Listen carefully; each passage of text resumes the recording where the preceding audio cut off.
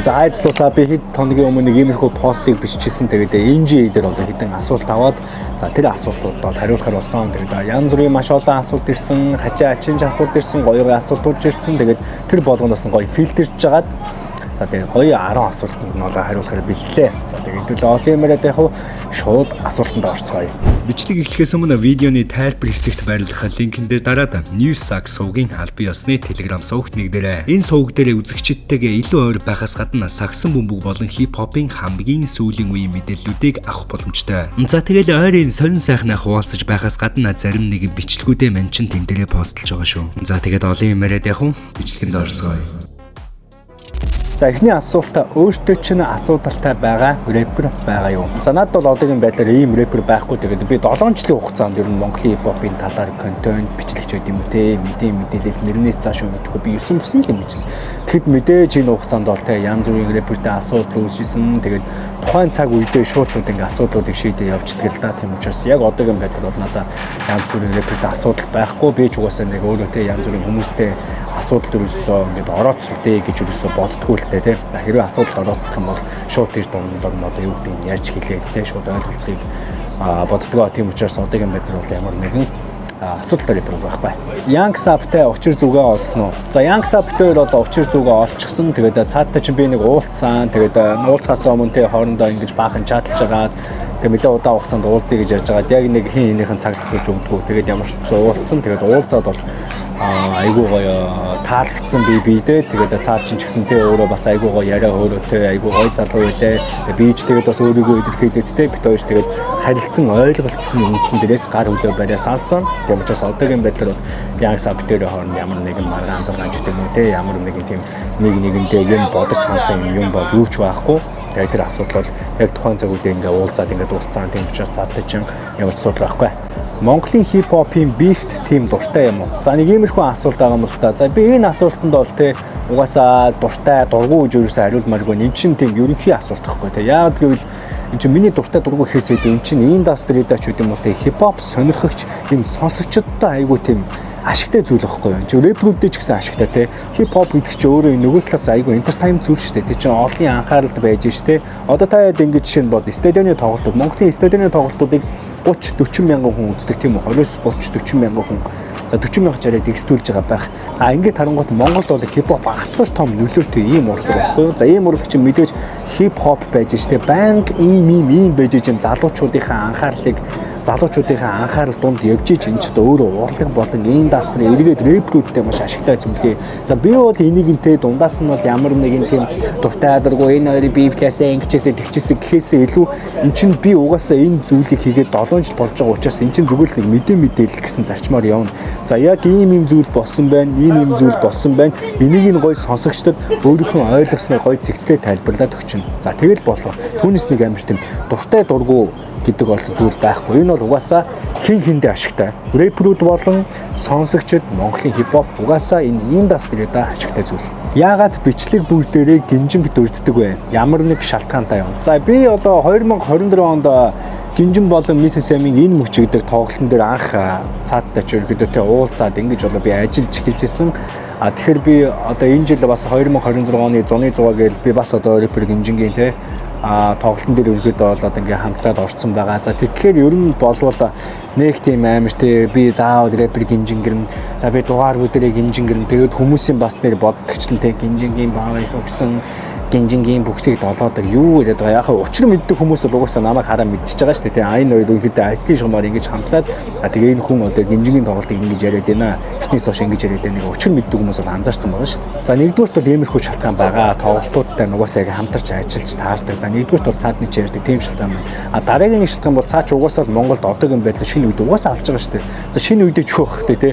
Рэпер Гинжин ч одоо бүр 30 гарсан юм шүү дээ. Тэгтэл одоо яг ийм шинэ үе шиг байгаа шүү дээ. Цаа ч одоо хөтлөөсөн модноос гарахгүй бүр эргэж ингэж өмнө жил бүр ингэж хайп болж ирлээ шүү дээ. Тэгэхээр энэ хүн төрөлхийн угаасаа тийм урлагийн тэгээд энэ зүйлийг хийх гэж төрсэн маш чадвартай рэпер.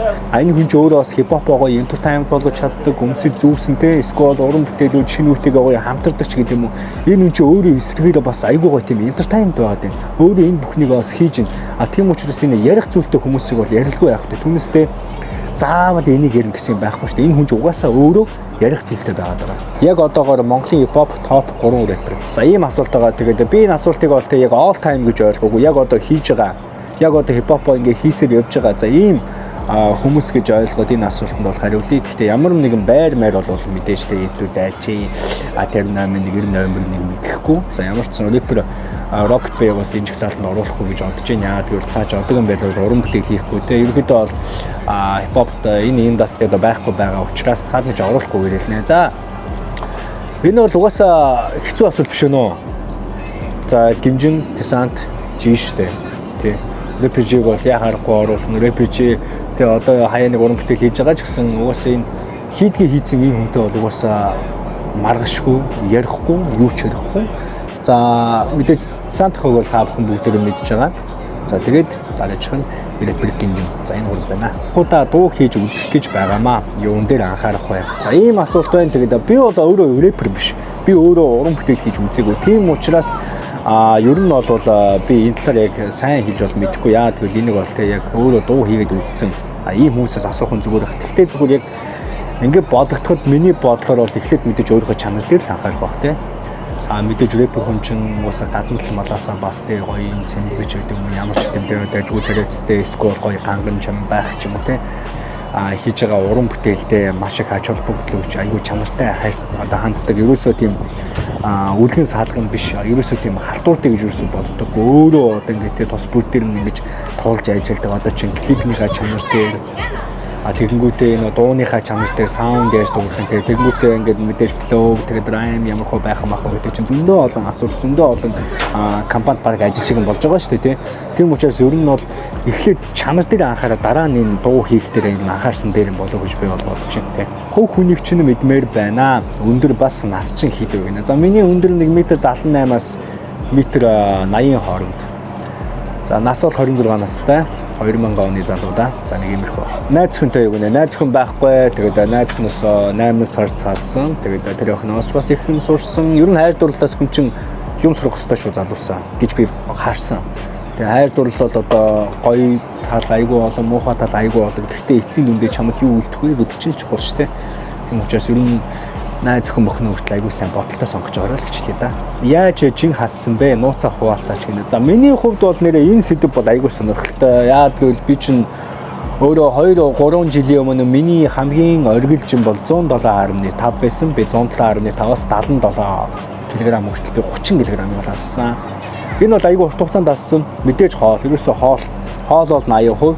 За тэгээд дасгал хөдөлгөөн алхалт малхалт те. За эн чинь бол ерөөхдөө 20% орж байгаа. Би чинь бүр сүүлд жимд явсан шүү дээ. Одоо нэг жимд яваад нэг жил болж байна. Түүнээс би жимд явахаас өмнө би чи ерөөхдөө 18 кг ассан байсан шүү дээ. Тэр бол яг оройдоо нэг хаяа нэг юу хийдэг байсан.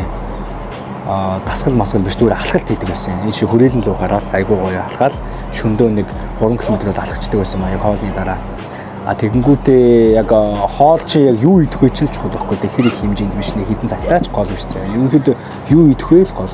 Гурил болон сахар өөх тус. Энэ гурвыг л хорчих. Тэгээд л угаасаа чи чин хасна автомат чи ясна.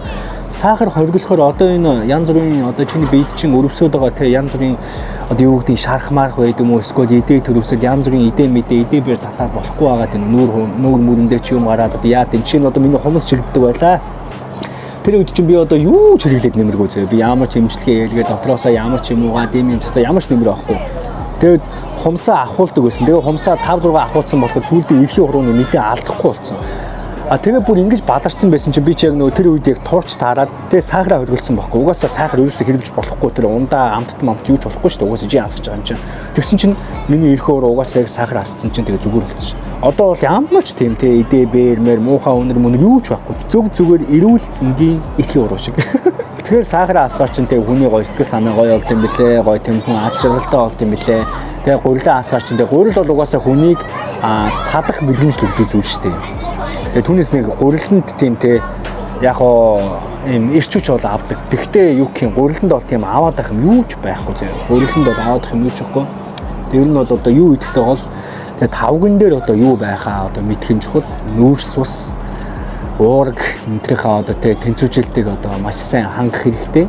Тэгээд тэр ямар мах зах хийхгүй гэж надаас айгүй олон хүмүүс асууж ирсэн. Ерөөсөө тэр дахианы цээж мах байна уу, гуйны мах байна уу, эсвэл адууны мах байна уу, өхрийн мах байна уу? Энэ дэслийг нийт. За эсвэл тэр загасны мах. Түүнээс тэр онны мах зах одоо турна гэж чи хийж онны мах ярихгүй шүү дээ. Хоолн дээр анхаар 80%. За тэгээд дараа нь тасал хөдөлгөөн хийгээд эхэлчих. Тэгээд болоо. Тэгэл янзын гоё яасгатна.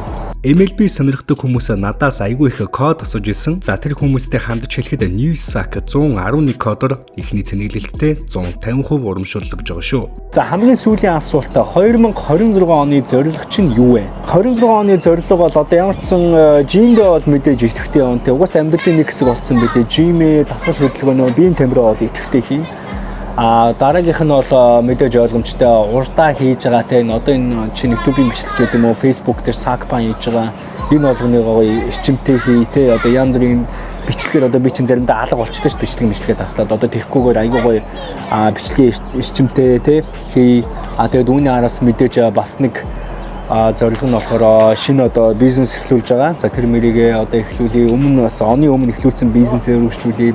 Бас тэгээд нэг шинэ бизнес эхлэе гэдэг ч юм уу. Ер нь бол одоо контент идэвхтэйгээд хажуугаар нь бизнес руу орно. Тийм. Ер нь угаасаа орцсон байсан л да. Гэхдээ тэрийг илүү идэвхжүүлнэ гэх юм уу. За 26 оны зорилго нэг тиймэрхүү дээ. Тэгээд бас энэ жилдээ амжуул ээж аавыгаа авч мавд тэгээд дулаан орон энэ гоё далаа малатай Вьетнам, Тайланд ч гэдэг юм уу энэ орнуудыг үзүүлчээ сайхан аваа явчих гэж бодож байна. Зорилго бол нэг тиймэрхүү. Ямар ч сан 26 онд багтаагаад бол бүгдийг багтаачих واخа. Ямар ч асуудалгүй. За ямар ч байсан энэ хүрээд ирсэн асуултууд маань дуусч байна. Тэгээд бас нэг сарын дараа энэ жил бичлэгээр эргээд уулзнаа. Тийм учраас та бүхэн би энэ видеоны тайлбар хэсэг тавьсан байгаа энэ жил линкээр ороод надаас асуухыг хүссэн асуулт байх юм бол асууж болно шүү.